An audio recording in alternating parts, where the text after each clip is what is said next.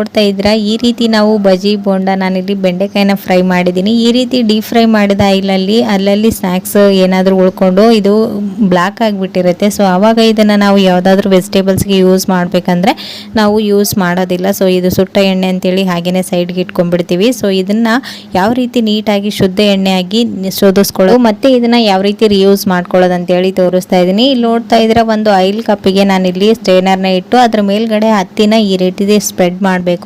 ಈ ರೀತಿ ಸ್ಪ್ರೆಡ್ ಮಾಡಿದ ನಂತರ ಈ ಹತ್ತಿ ಮೇಲ್ಗಡೆಯಿಂದ ನಾವು ಈ ಒಂದು ಎಣ್ಣೆನ ಹಾಕಿದ್ರೆ ಅದು ಆಯಿಲಲ್ಲಿರುವಂತಹ ಸಣ್ಣ ಸಣ್ಣ ಕಣಗಳಿರುತ್ತಲ್ವ ಬ್ಲಾಕ್ ಆಗಿರೋದು ಸ್ನ್ಯಾಕ್ಸ್ ಎಲ್ಲ, ಸೊ ಅದೆಲ್ಲನೂ ಈ ಹಳ್ಳೆ ಹೀರ್ಕೊಂಡು ಈ ರೀತಿ ಆಗುತ್ತೆ. ಇಲ್ಲಿ ನೋಡ್ತಾ ಇದ್ರೆ ನಾನು ಬೆಂಡೆಕಾಯಿ ಫ್ರೈ ಮಾಡಿದ್ನಲ್ವ ಅದ್ರ ಬೀಜಗಳೆಲ್ಲ ಸಣ್ಣ ಸಣ್ಣ ಪೀಸ್ಗಳು ಹಾಗೇನೆ ಉಳ್ಕೊಂಡಿತ್ತು. ಇದರಲ್ಲಿರ್ತಕ್ಕಂಥ ಕಪ್ಪಾಂಶ ಏನೆಲ್ಲ ಇತ್ತಲ್ವ ಎಣ್ಣೆಲ್ಲ ಅದು ಪೂರ್ತಿಯಾಗಿ ಹಳ್ಳೆ ಹೀರ್ಕೊಂಡಿದೆ. ಹಾಗಾಗಿ ಈ ಎಣ್ಣೆ ನೋಡ್ತಾ ಇರ್ಬೋದು ಎಷ್ಟು ಶುದ್ಧವಾಗಿ ಕಾಣಿಸ್ತಾ ಇದೆ ಅಂತ.